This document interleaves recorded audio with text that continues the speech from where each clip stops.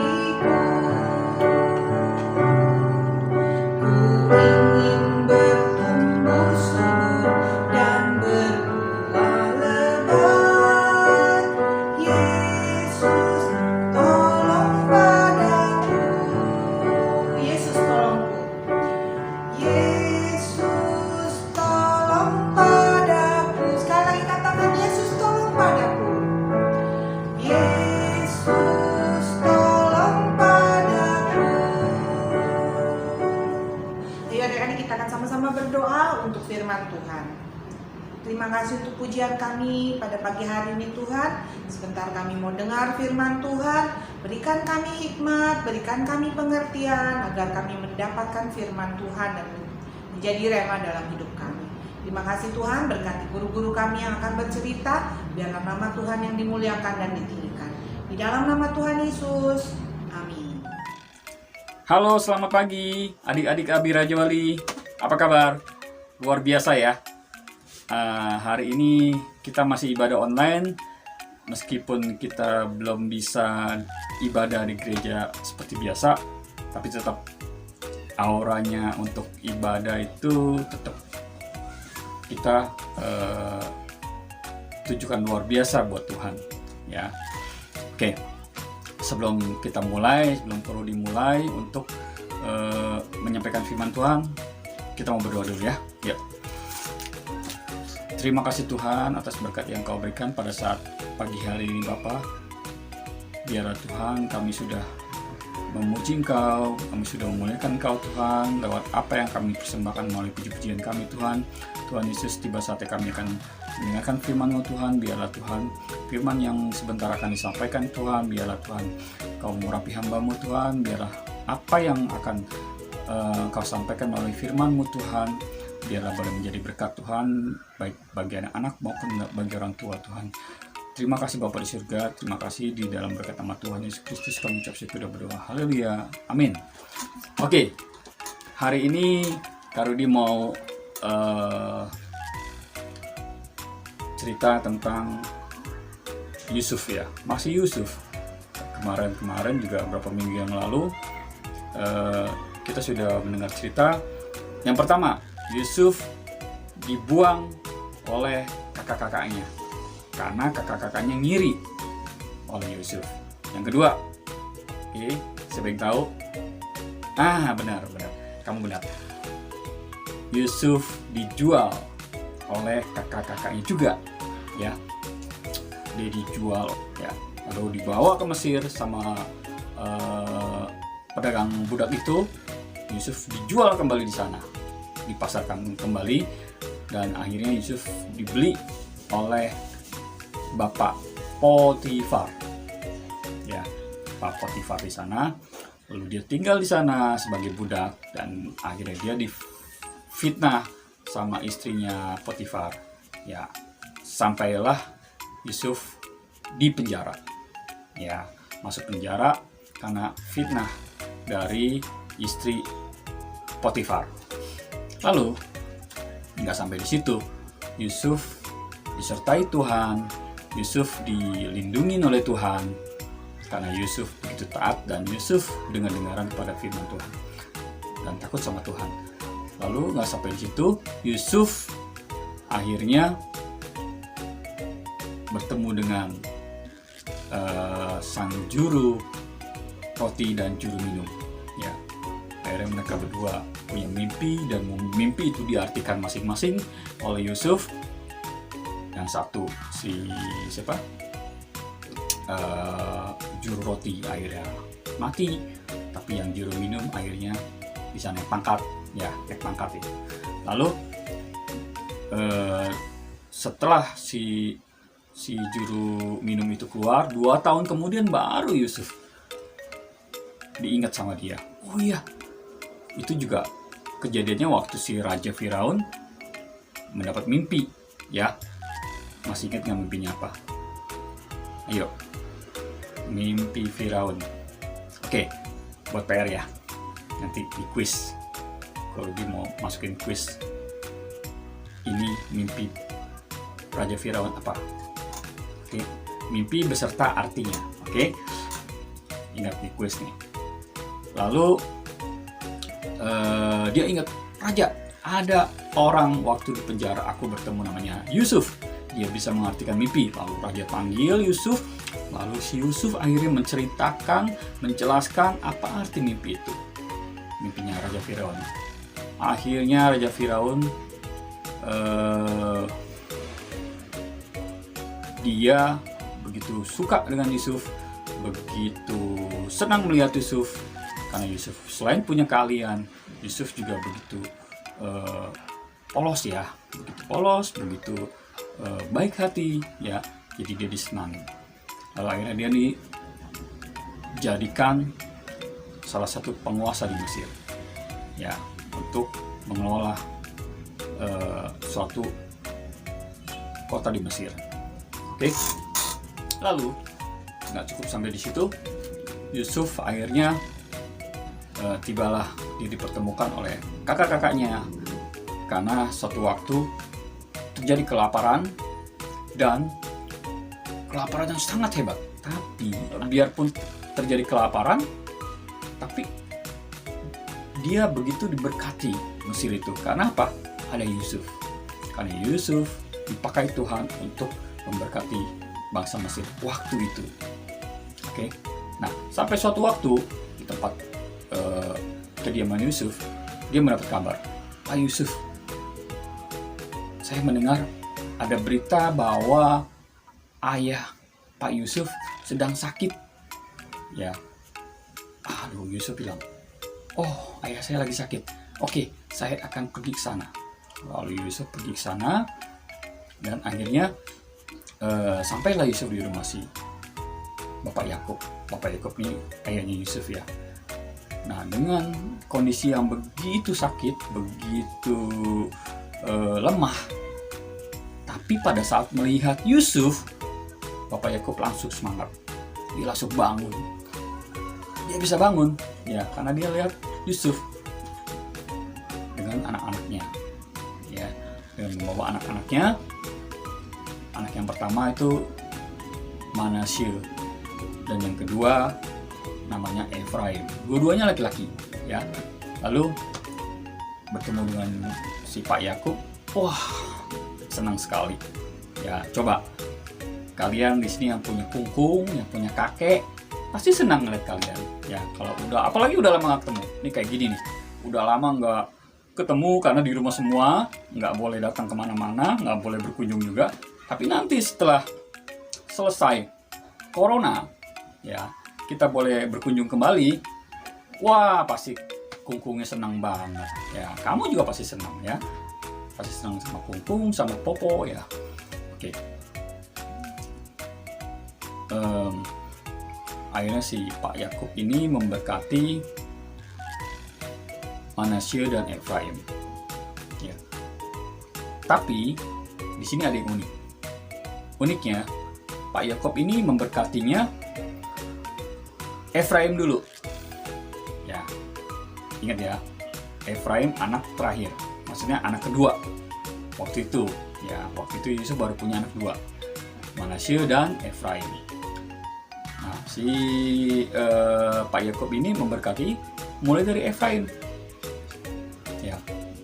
Jadi menurut adat sana, menurut tradisi bangsa Israel, ya, kalau orang tua memberkati anak-anaknya atau cucunya, tangan kanan itu pasti anak yang lebih tua, tangan kiri anak yang selanjutnya, ya. Tapi ini unik, ada kejadian unik.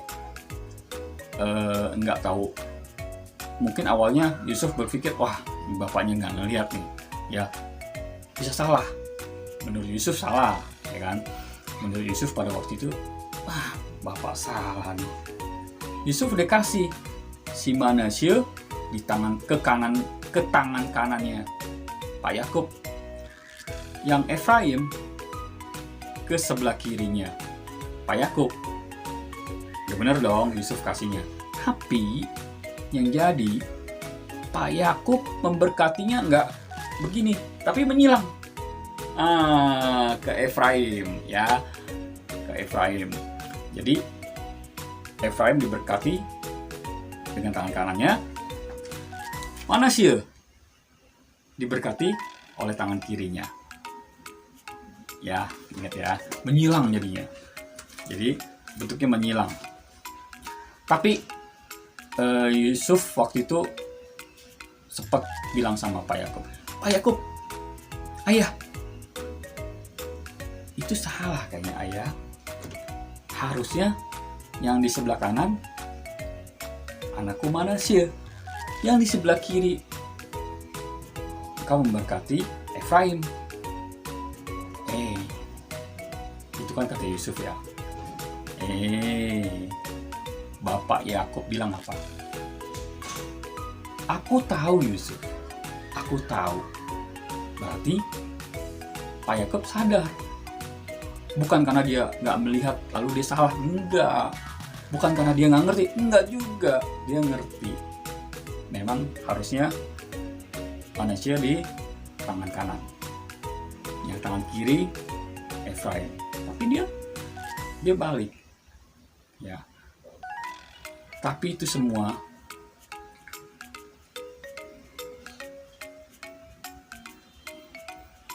Tuhan yang beracara, ya. Tuhan yang punya rencana melalui Pak Yakub. Karena pada saat itu, pada waktu itu, zaman-zaman itu, Tuhan bisa berbicara langsung kepada orang-orang yang menurut Tuhan bisa dipercaya dan menurut Tuhan dapat berkomunikasi. Jadi nggak semua orang bisa dengar suara Tuhan, ya kan? Tapi pada waktu saat itu Yakub memang dipercaya Tuhan, diberkati Tuhan, dan Tuhan bisa berbicara langsung kepada Yakub. Oke, kita nggak bahas di situ karena itu memang terjadinya di Alkitab seperti itu, dan itu memang sudah rencana Tuhan. Oke, nah, ya Yusuf bilang apa? Oh begitu Bapak ya? Oh begitu ya Ayah? Iya, karena nanti baik Manasye, baik Efraim, semuanya akan menjadi bangsa yang besar. Namun Efraim menjadi bangsa yang lebih besar. Oh, keren.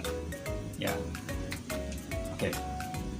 Intinya anak-anak Yusuf pada saat itu masih dua, ya, Manasye dan Efraim, dan dua-duanya diberkati oleh Bapak Yakub sebelum Bapak Yakub meninggal. Oke, nah setelah memberkati si Manasye dan Efraim, selang berapa lama, ya, akhirnya dia meninggal. Dia meninggal di usia 147 tahun. Oke.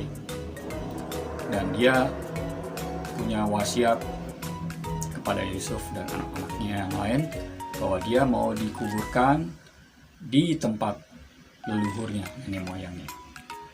Masih ingat gak yang Kak Rudi dulu bercerita tentang istrinya Abraham yang waktu itu meninggal dan dikuburkan di tempat ladang dan ada guanya di sana milik Pak Efron, ya, yang sudah dibeli sama Pak Abraham waktu itu. Setelah Yusuf menguburkan Bapak Yakub bersama saudara-saudaranya, dia kembali lagi ke Mesir.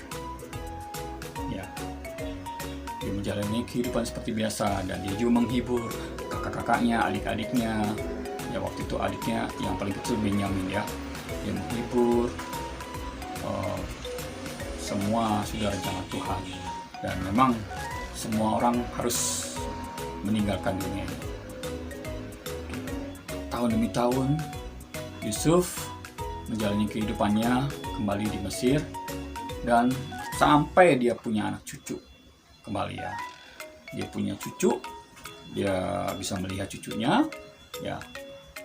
Lalu dia pun akhirnya meninggal karena memang sudah tua, ya. Dia Yusuf pada waktu itu berumur pada saat meninggal itu, ya, 110 tahun. Yusuf minta dikuburkan juga di tempat leluhurnya.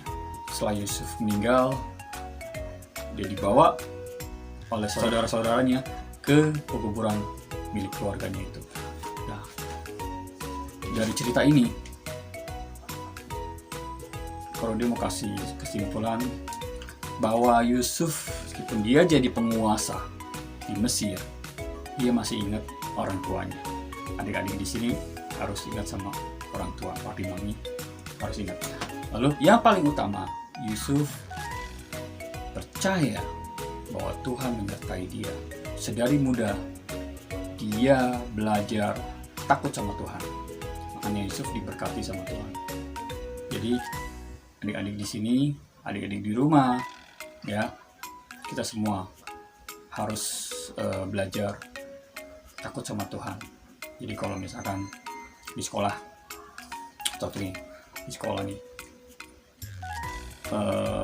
lagi ulangan, meskipun wah gurunya nggak ada nih, ya kan, wah gampang nih nyontek, ingat Tuhan melihat, ya, Tuhan ada, Tuhan bisa memperhatikan kita, memperhatikan anak-anaknya, ya. Jadi meskipun Tuhan nggak kelihatan, tapi Tuhan melihat kita, ya. Makanya Yusuf juga belajar waktu itu. Dia percaya bahwa Allah yang nggak kelihatan, dia percaya banget, ya kan. Makanya dia berkati. Nah, kita juga mau seperti Yusuf.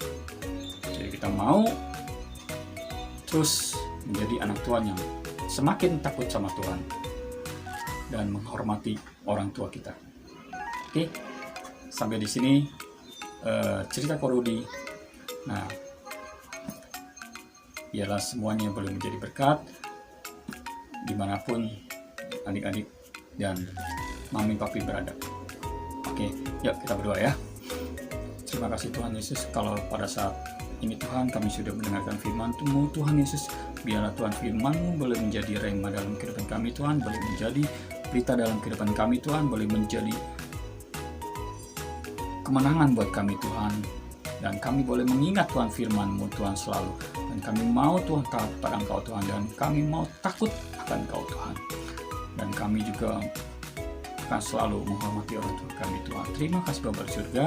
Biarlah Tuhan Engkau Allah kami yang hidup, Engkau Allah kami yang berkuasa Tuhan. Kami yakin Tuhan, Corona ini Tuhan, pandemi ini Tuhan bisa berlalu. Dan kami yakin Tuhan, Engkau tetap menyertai anak-anak-Mu Tuhan. Dan dimanapun kami berada Tuhan, Engkau menyertai kami Tuhan, melindungi kami Tuhan dari segala mara bahaya Tuhan, dari segala malapetaka Tuhan. Terima kasih Bapa di surga. Biarlah Tuhan Indonesia ini Tuhan boleh menjadi negara yang bebas Tuhan Corona Tuhan. Biarlah Tuhan, kami percaya semua indah pada waktunya Tuhan. Kami Tuhan yakin bahwa Engkau Yesus selalu menyertai anak-anak-Mu yang percaya pada Engkau Tuhan. Terima kasih Bapa surga, terima kasih. Di dalam berkat nama Tuhan Yesus Kristus kami selalu mau Tuhan mendengarkan firman-Mu Tuhan, dan juga semakin taat kepada Engkau Yesus. Di dalam nama berkat Tuhan Yesus Kristus kami ucap syukur, haleluya, amin. Oke, jangan lupa ya, tadi ada kuis tentang mimpi Raja Firaun dan arti mimpi Raja Firaun. Gitu ya. Mimpi dan arti mimpinya. Oke, kita tiba saatnya akan membaca ayat hafalan. Amsal 10 ayat 12. Kebencian menimbulkan pertengkaran, tetapi kasih menutupi segala pelanggaran. Oke, sampai bertemu kembali. Tuhan Yesus memberkati. Shalom.